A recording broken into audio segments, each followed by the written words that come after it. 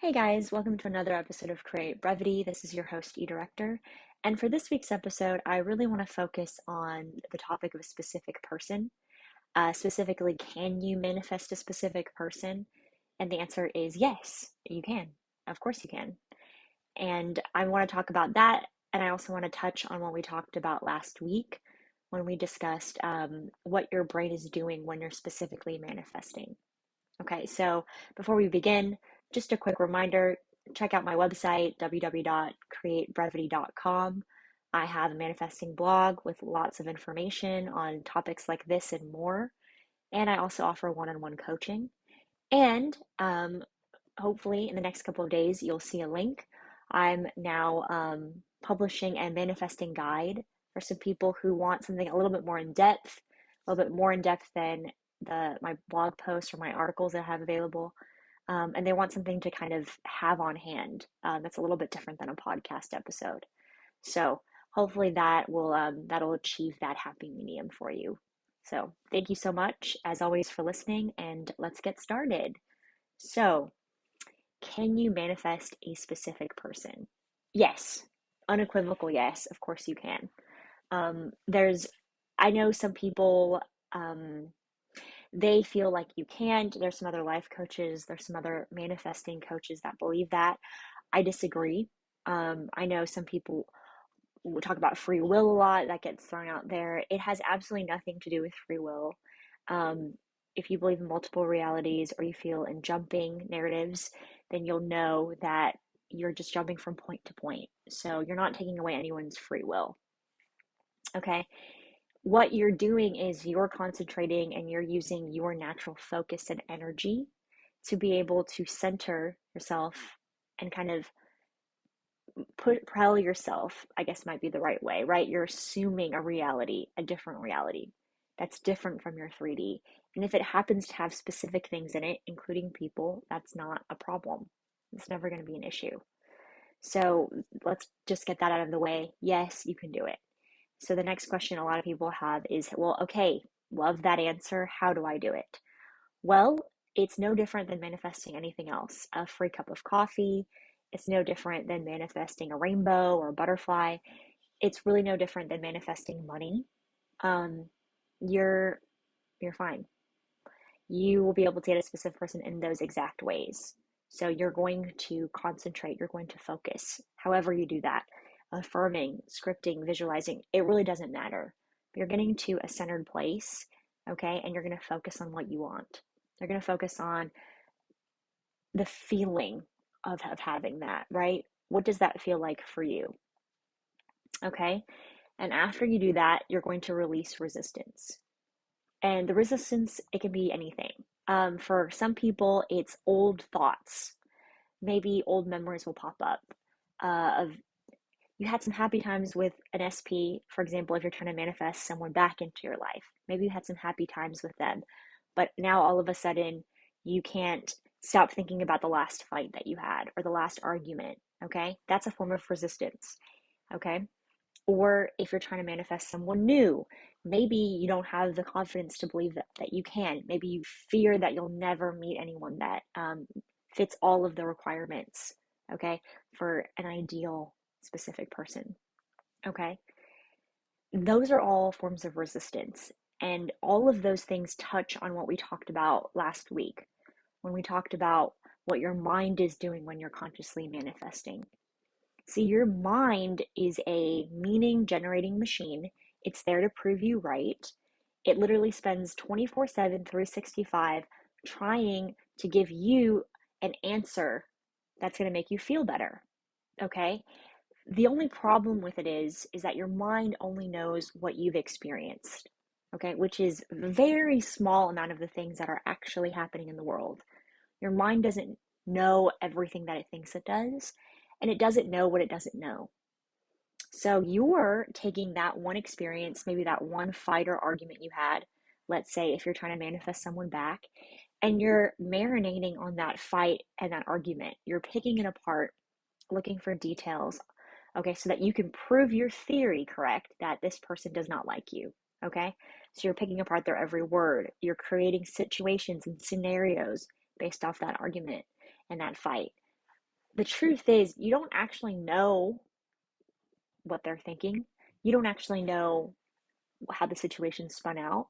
You know that you had a fight with someone. You don't know what they did when they went home. You don't know the kind of conversations they had with their friends or their family members. You're not aware of it. So, what you have to understand is you're kind of in a situation where you're kind of in a situation where you are proving yourself right with a very small amount of information. So if you lived in a tiny world that was the size of your thumb, let's say, and all the information that you knew could be read and gathered in that one place, and the only decisions that you could make were based on things that could fit in your thumb in that small little area on that small little surface, then you would be correct.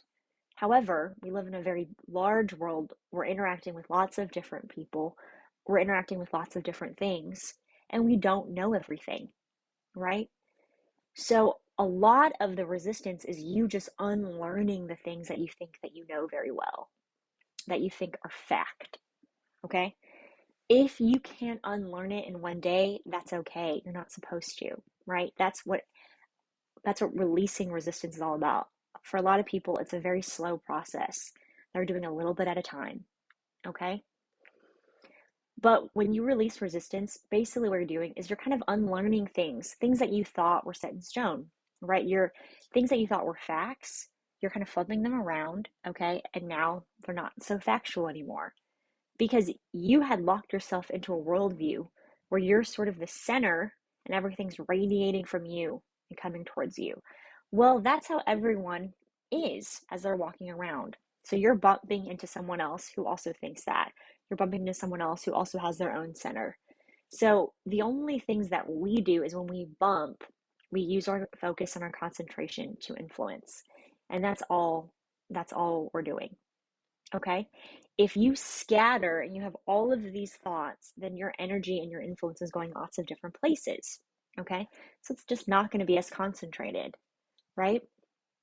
And that's all that when people say you're releasing resistance, when people tell you to focus, that's all scripting. Okay. That's all affirming. That's all visualizing does. It helps you just center your thoughts, it helps you focus them, it helps you gather them into one place, maybe a specific place. Okay. When people talk about raising your self concept, that's your initial foundation. That's raising your self concept equates a lot of times to understanding that you can do something, that it is possible. Most of us are so used to thinking that something is impossible, that we're not going to get it, that we actively work against ourselves. We work backwards. So we're already at like a one or a two, okay, and we want to try to get to a 10. It's going to be harder every single time. And every single time we fall back, it's going to be very difficult. So the name of the game is to raise yourself to a higher level of initial thought, an initial resting place, right? Initial emotional state. When people talk about being in the state, this is what they mean, okay?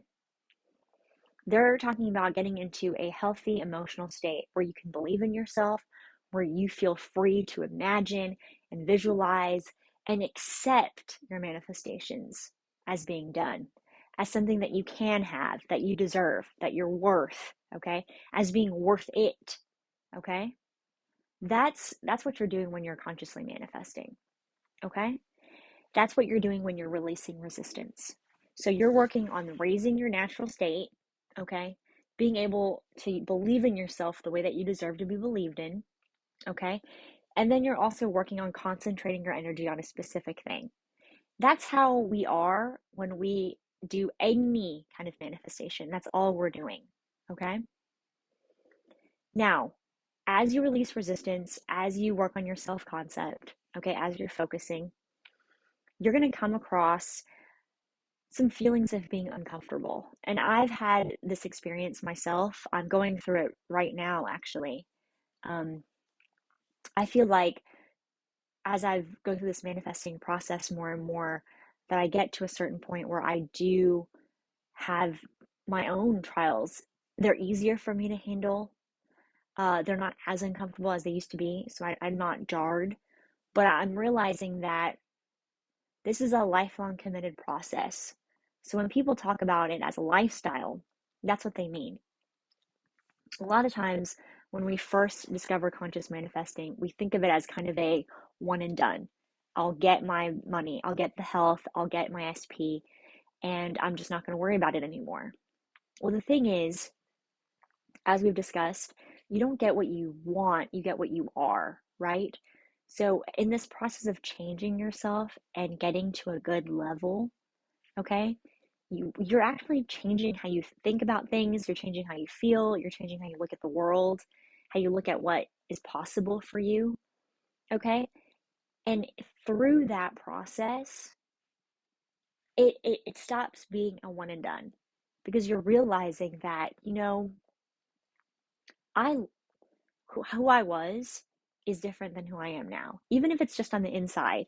And even if your 3D doesn't look differently, which it will begin to change. But in your heart, you feel different, okay? You're not the same person. You can't be a one and done anymore. And that happens to a lot of people. They start off that process, and as they grow, they sort of see themselves differently. They start to act differently because of how they see themselves. And before they know it, what they think they can get is different. Who they think they want is different. Everything is different, okay? And I will tell you that this was a very hard lesson for me to learn. When I started conscious manifesting, when I started on my own, I guess, SP journey, um, I it took me months to really understand this. I was a one and done person. I actually didn't, I was irritated when people would talk about other things like self concept and leveling up. Because to me, the name of the game was I just want to release a certain amount of resistance so I can just get the specific things that I want. I can get the money, I can get the SP. Okay. And I couldn't understand why it was taking so long. I believed in manifesting, right? I believed that it worked for me. Understood how I'd been doing it my whole life without knowing it. And I just couldn't wrap my mind around it, why it wasn't working. And I started becoming harder and harder on myself. Okay. I would wake up every day. I would psych myself up for something. And when it wouldn't work out, I would be devastated at the end of the day. I couldn't understand it. I felt like I was doing everything right. I would spend all of my time sort of deconstructing past days, trying to see if there were moments where I allowed my self concept to slip. Okay, I was always looking around the other corner at the same time, waiting for that magic, miraculous, manifesting moment that we all think about.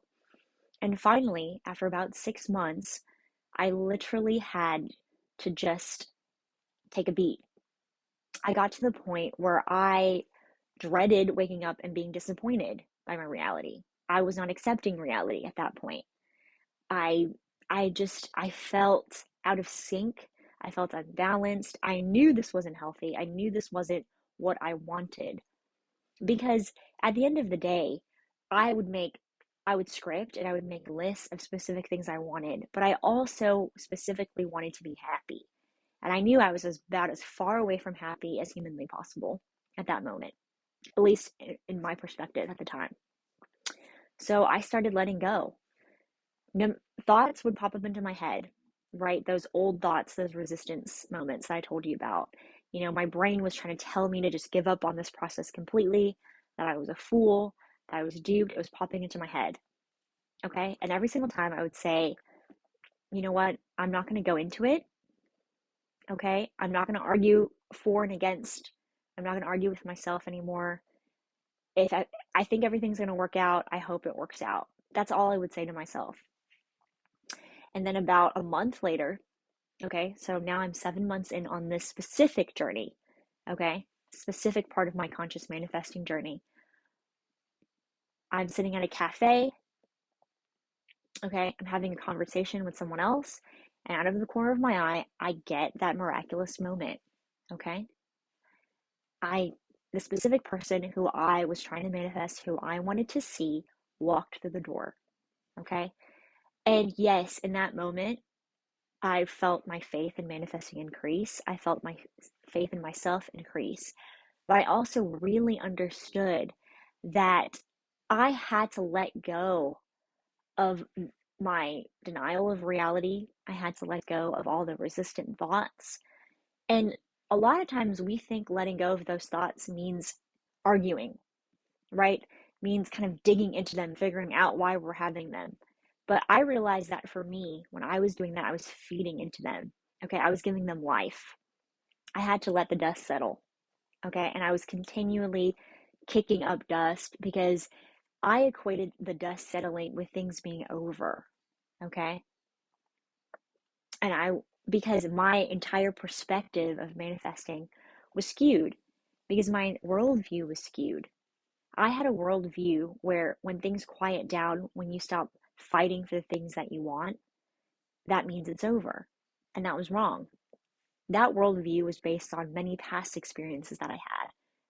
That worldview was built on many past feelings that I had that I was desperately trying not to feel again.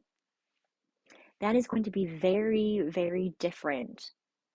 It's going to be a very different worldview, okay, than someone who has had other life experiences. Maybe they've had experiences where they let go and things come back to them. So it's a little bit easier for them, okay, to subscribe to letting go of resistance. Maybe they have a worldview where things just always work out fast. So that's something that it's easy for them to believe in. All three of us are valid in our feelings and our thoughts and our worldviews because they're coming from real experiences. That doesn't mean that they're 100% right, though. It just means that we, based on our experiences, crafted this narrative, this story about ourselves, okay? This story about how the world works. The thing is, all of our stories are wrong and problematic in their own way, right? Because our stories are serving to reinforce past notions. So we're not really looking at things how they are. We're not leaving open things open for possibility and for the fact that we have very limited knowledge of what's happening. Okay? We're just focusing in with all of our might. Okay? We're using old experiences, old thoughts, old feelings to tell us what to do. And I had to let go of that. It took me a very long time in this specific case, but I managed to do it enough to the point where I could let my manifestation come through. I could let those synchronicities happen, right? And that's what I want to talk to you guys about. It is just as easy to manifest a specific person as it is to get a cup of coffee, as it is to find $20 bills on the lying on the side of the street. I know some people who are trying to manifest that, right? Trying to build faith. It's just as easy. It's just that one thing probably has more resistance. And it probably has more resistance because it's very important to you. So beating yourself up about it the way that I did for months, don't do that. You don't need to. Be easy with yourself. Be kind with yourself. You didn't get this worldview overnight. So unlearning it, right? Letting go of resistance, kind of letting go of what you think of as fact, what you think of as possible, it's probably not going to happen overnight either. Okay? But don't ever let anyone tell you that you can't manifest something, and don't ever let anyone tell you that you can't manifest an SP. You definitely can. Okay? Just always keep in mind that what you think you know, okay, it's not quite so solid, right? Your brain, it's just telling you what you know based on what it thinks it knows. It doesn't know everything, okay? You don't know everything that's happening. Leave some room for faith. Leave some room for possibility. It will make you feel better, okay? And it will do wonders for your manifesting process. So, guys, I really hope you enjoyed this podcast. Hope you enjoyed this episode. Like I said, if you have any more questions, please feel free to let me know. And as always, thanks for listening. Love and light. Thanks, guys.